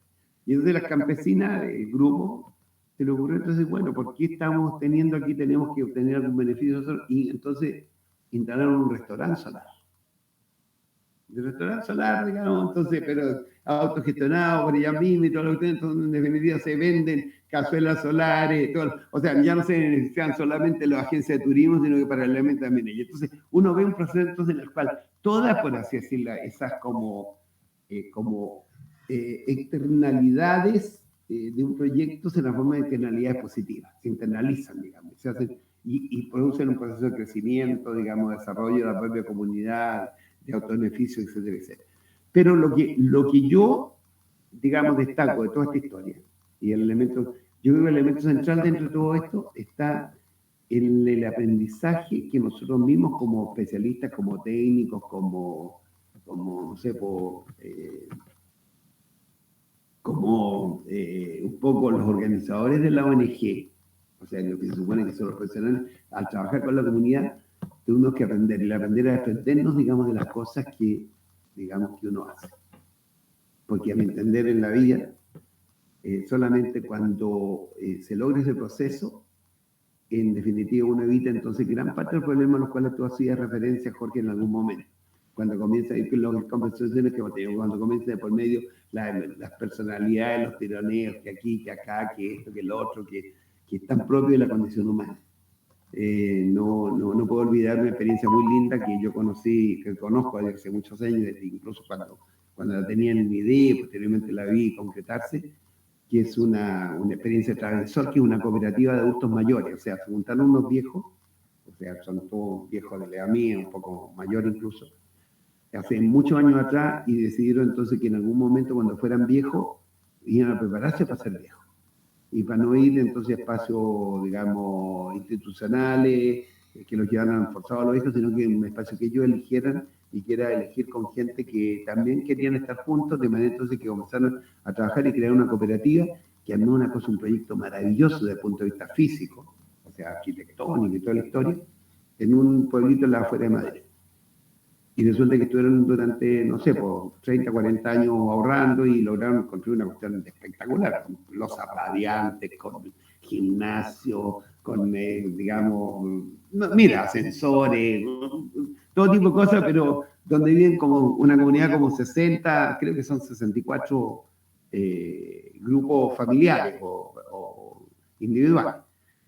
Y resulta que entonces conversaba con ellos, porque la experiencia es muy bonita, ya llevan varios años ya que construyeron este proyecto, y me contaba entonces una de las personas que participaban en él, que está desde la fundación, me decía, Antonio, mira, a pesar de todo lo bonito que tú ves aquí, de cómo funciona, todo espectacular, porque al hacerlo en común entonces tienen, entonces, qué sé yo, pilates, tienen todas las cuestiones que de repente cuestan una brutalidad, pueden hacerlo, es como si tienen hasta psicólogos para las depresiones, psiquiatra, qué sé yo, no sé, terapeuta ocupacional, etcétera, que lo pagan en conjunto, digamos, y viven allí, tienen lugar incluso donde ellos viven en forma individual, pero tienen además piezas para invitados, ¿ya?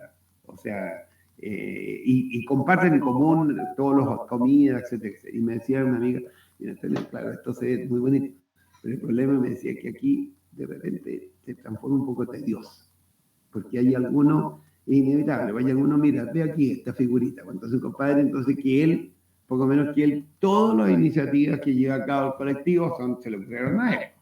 El otro que es el vocero, que en definitiva, entonces el periodista que en definitiva en cuanto hay oportunidad de traer alguna figura internacional para que venga, entonces los compadres están durmiendo 7, los despiertan para que vayan a ver, digamos, mostrar un poco los logros de vivir en común como viejo, sin ¿cómo decirte?, sintiéndose acogido, etcétera, etcétera. Entonces, hay como perturbaciones permanentes de la existencia como producto del exceso de histrionismo de uno, de esto, del otro. Entonces me decía, bueno, esas son las cosas que tenemos que aprender. Entonces, lo central, digamos, aprender a vivir en común. Aprender a vivir en común. No es fácil, ¿verdad? Incluso la propia familia. Entonces, eso es uno de los aprendizajes como más importantes. Y para eso, yo les traía el ejemplo ese de lo que fue la experiencia del TECA, de ahí ay, me estaba acordando el nombre de la comunidad se me olvidó el nombre ya, de nuevo, se me va el nombre, ahí frente a Vicuña, digamos, porque en el fondo Yo creo que ahí tuvimos la capacidad de poder ser capaces de soltar. Porque para que las cosas crezcan, para que las cosas se desarrollen, se desplieguen, digamos, es imprescindible también saber soltar. Bueno, yo creo que ya he dado suficiente lata, así que ya.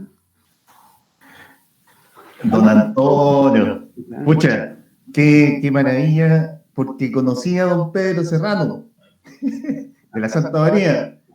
Usted debe conocer a, Pedro Sarmiento, y conocí a un alumno de él, Pedro Serrano, escribió un libro muy lindo, Energía Solar para Todos, y ahí comentaba esa historia que usted nos contó.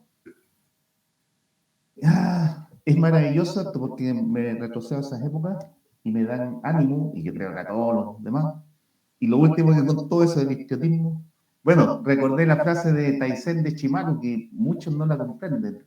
Dice, grandes egos, grandes almas. Es complejo. Taizén de Chimaru, un monje zen.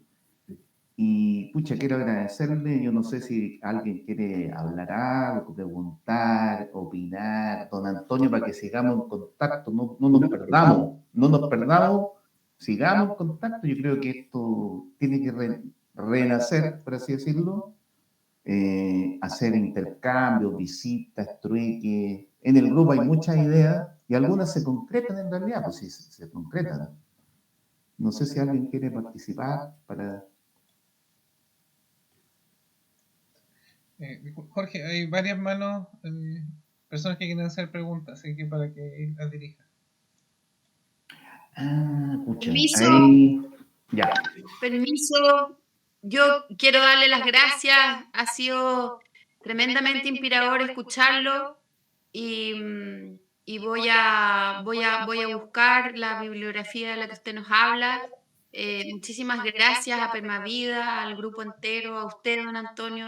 Qué alegría, qué fuerza, qué inspiración la que usted personalmente me traduce. Así que eso era lo que yo quería agradecerle, porque en esta mañana de sábado, de comienzos de enero, de un nuevo año gregoriano, es muy, muy bonito, muy inspirador escucharlo. Muchísimas gracias, le mando un abrazo inmenso. Gracias. Mira, yo les voy a hacer llegar, a ver, yo tengo varias publicaciones, entonces les voy a hacer llegar, como están las que están en PDF, que son fáciles, te las hago llegar a ti, Jorge, y quienes, ¿cómo se llama? Y tú las distribuyes, ¿te parece? Porque yo, hay parte de estas cosas que he dicho de forma tan desordenada, algunas están puestas de una manera mucho más sistemática, ordenadita, pero hay varios libritos, digamos, que están en PDF y se los envío para que todo el mundo pueda acceder a ellos. A veces las ideas están como más trabajadas de una manera más pedagógica, más fáciles incluso de digerir. Muchas gracias, don Antonio. Yo lo recibo y la reparto. Perfecto. ¿Algún otro comentario? Pues, ¿alguna otra cosa que...? Gracias, María Macarena. Muy lindo lo que... Te quedo muy agradecido por tu comentario tan generoso. Sí, yo había pedido la palabra, agradecerle, yo soy de Uruguay y quería decirle que soy de las veteranas, así que los sigo a ustedes, a ti, Antonio, a Manfred, a Hoppenheim, desde la década de los 80, por ahí 90, y he trabajado en la Universidad de la República, ahora mantengo algún vínculo con la Universidad de la República, y Manfred ha venido a Uruguay, ha participado, lo hemos conocido personalmente, también vinculado a la Comunidad del Sur, que es una comunidad agraria que se generó en esos años, con gente que venía del exilio, que había vivido en Dinamarca, en Suecia, y se habían traído mucha información y preparación en los aspectos de agricultura orgánica y agroecología, y bueno, intentaron rearmar esta vivencia de la vida comunitaria Y bueno, uno piensa que hoy por hoy la comunidad ha perdido esa fuerza que tuvo en esos primeros momentos, después siguieron las generaciones, los hijos, y bueno, es muy difícil esto de lo local y lo global, lo local, que es un gran dilema. Yo quería hacerle llegar que en la Facultad de Enfermería de la Universidad de la República de Uruguay, el área de salud comunitaria o salud de las poblaciones o salud colectiva, trabajamos los libros de ustedes. Los hemos trabajado desde aquel entonces y hasta hoy en la maestría de salud comunitaria, que es interprofesional, no es solo de enfermería, sino de todo el área de salud. Incluye trabajo social, psicología, medicina, fisioterapia, nutrición, etcétera. Se forman leyendo los libros, sobre todo en desarrollo a escala humana. Y este concepto de las categorías existenciales, de las necesidades humanas fundamentales, no como las necesidades creadas, sino de las necesidades de subsistencia, entendimiento, libertad, afecto, participación, las trabajamos y hemos enfatizado muchísimo el trabajo del cuidado de la salud en relación a la satisfacción de esas necesidades humanas fundamentales. Lo que siempre nos ha quedado como problema no resuelto, que es que al finalizar el libro lo que aparece explícitamente como difícil o no resuelto es esa transposición de lo local a lo global. Y en lo personal, yo quisiera seguir escuchándolos en lo que se ha reflexionado a continuación, porque me preocupa este concepto de desarrollo a escala humana, tiene en cuenta o toma en cuenta el cuerpo, la dimensión corporal. Y actualmente el mundo está encaminado hacia la eliminación del cuerpo en las decisiones, ¿no? Por ejemplo, ahora estamos juntos sin cuerpo, hablando. Y las decisiones mundiales se están tomando cada vez prescindiendo más de los cuerpos humanos. No solo humanos, sino hasta animal, vegetal, etc. Y ese es el gran dilema, el gran problema, la gran angustia existencial que a la mayoría de los humanos actuales nos está preocupando. También eso ayudaría, sus comentarios, en lo que podamos transmitirle a los estudiantes en esa área. Y muchísimas gracias, perdonen la demora en lo largo de mi presentación.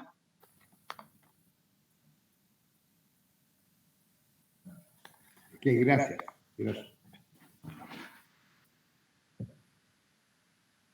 ¿Algún otro comentario? ¿Sí?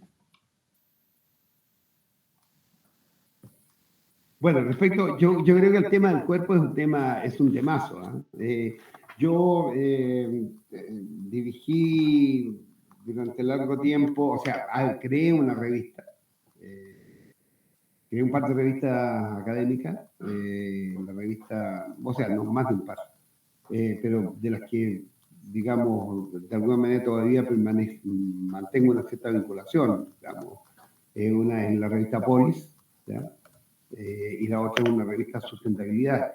Y en la revista Polis hemos dedicado varios números al tema del cuerpo. O sea, ya yo diría que a comienzos de los 2000, digamos, 2000, por ahí, por el 2002, 2003, hay ya un número dedicado al tema del cuerpo. Y en el último tiempo ha habido bastante, porque yo diría que las últimas 2 décadas, es un tema que adquiere creciente importancia dentro de todo lo que es la reflexión en el ámbito de la ciencia social. Que era una cuestión, o sea, porque en el fondo, claro, bien lo decía de una manera magistral Francisco Varela. El problema de Occidente es que Occidente es abstracción. Y nosotros somos, de alguna manera, toda nuestra cosmovisión, todo nuestro imaginario, el imaginario occidental. ¿Ya? Y esa cosmovisión, digamos, de alguna manera abstraccionista, digamos, la responsable de lo que estamos viviendo. ¿Ya? O sea, porque en definitiva, en el fondo, cuando tú todo lo conduces a abstracción, llega entonces a la abstracción casi suprema, que es el dinero, que es, digamos, el capital. ¿Ya? Entonces, en el fondo, hay una dimensión, toda esta dimensión en el plano en el cual estamos situados nosotros, ustedes, este grupo, ¿no es cierto? La permacultura es fundamentalmente eso, o sea, el enraizamiento con lo local, con la corporalidad, con aquella dimensión que, por así decirlo, aún es imposible de abstraer. ¿Ya? Porque el principal dique de contención a lo que es los procesos homogeneizadores, digamos, de la globalización, de alguna manera de la suerte como de abstraccionismo propio de Occidente, se encuentran en la dimensión de lo específico, lo concreto, lo singular, aquello que va a ser irreductible, por así decirlo, a la abstracción, digamos. O sea, convertir a todo en uno cero. En 0 y 1, digamos, que es un poco en lo que estamos hoy por hoy viviendo. El metaverso es fundamentalmente una combinación a una velocidad infinita, ¿no es cierto? Inimaginable de ceros y unos. ¿Ya? Pero resulta que nosotros somos corporalidades, pues corporalidades ancladas aquí, en un aquí y una ahora, en un presente. Y eso es lo que tenemos que entender. O sea, la vida es eso. La vida es eso que está aquí. Esta interacción que estamos teniendo en este momento. Y todo lo que apunte en la perspectiva de poder revalorar esto, de poder reconocerlo, de poder tomar conciencia, es algo que nos va a posibilitar de alguna manera, ¿cómo decir?, confrontar de mejor forma estas tendencias autodestructivas en las cuales estamos instalados. ¿Ya? A la larga, el gran, a ver, es un temazo, sobre el cual podríamos conversar en una nueva oportunidad, pero un gran temazo es que hoy por hoy el avance en la inteligencia artificial implica lisa y llanamente, en el fondo, que los seres humanos vamos a terminar siendo mascotas de, digamos, una inteligencia superior a nosotros. A lo mejor nuestro paso por el universo como especie, el sentido que tenía era ese, no sabemos, ¿ya? Pero por lo menos, ¿cómo decirte? Pero entre lo real y lo, por así decirlo, aquello que es una copia de lo real, ¿ya? En la realidad yo prefiero lo real, no la copia, ¿ya? Y entonces yo quisiera seguir sintiendo las mismas emociones, los mismos dolores, los mismos sufrimientos, pero también las mismas alegrías, los mismos goces que he tenido, digamos, porque en el fondo no quisiera vivir vía prestada, quisiera vivir, digamos, yo existente. Quisiera sentir el olor de la fragancia de una flor, la maravilla, digamos, cuando ella se despliega, se abre, digamos, el olor, digamos, maravilloso de la tierra regada, de la tierra beneficiada por el regalo, esa maravilla de la lluvia, ¿no es cierto? ¿Ya? Y no, digamos, una existencia que es puro creerse los cuentos estos de retorno nuevamente a la pomada esa que uno se echa en las piernas, entonces que le reduce las piernas desde prácticamente unos perniles a piernas, digamos, humanas. No, este tipo de cosas yo prefiero a lo mejor hacer el esfuerzo cotidiano de caminar un poquito más y no confiar tanto en la maravilla esta, algunas de ellas que hasta son ciertas, digamos, pero porque eso es la vida, pues la vida es eso, o sea, a ver, los pseudo emociones, ¿ya? Los pseudo sentimientos, ¿ya? Claro, es posible a lo mejor con determinado tipo de fármacos y determinadas combinaciones así de tipo químico, a lo mejor resolverlo. Y a mí me ha tocado trabajar en un grupo vinculado a todo el tema del progreso social, de lo que hoy por hoy, entonces, para tratar de no seguir hablando de crecimiento, se ha comenzado a hablar de progreso social. Y resulta que en los grupos, uno de los grupos que más me llamó la atención eran aquellos que trabajan cuestiones que están vinculadas principalmente con aquellas componentes, digamos, de nuestro torrente, por así decirlo, sanguíneo, de nuestra... de todos los componentes micromoleculares, digamos, de nuestro propio organismo, y contarte entonces con que, claro, con aquellas cuestiones que te proveen estados de felicidad, estados de alegría, que tiene que estar trabajando entonces cómo incrementar la dopamina, cómo incrementar tal cosa. Entonces, claro, podríamos llegar a un estado de ese tipo, o sea, en el cual uno podría decir estados alterados de conciencia, para que todos nos sintamos bien, para que todos estemos felices. Pero no me puedo olvidar de la película Wall-E, ¿se acuerdan ustedes? Todos los gorditos ahí sentaditos, chupando, y ¿cómo se llama? Felices de la vida. No, pues yo no sé si es una vida que valga la pena ser vivida. Yo prefiero esta. ¿Ya? Con todos los sufrimientos, con todos los dolores, con todas las contradicciones, incluso con todas las amarguras que ello puede implicar. Pero vida es vida. ¿Ya? No pseudo vida.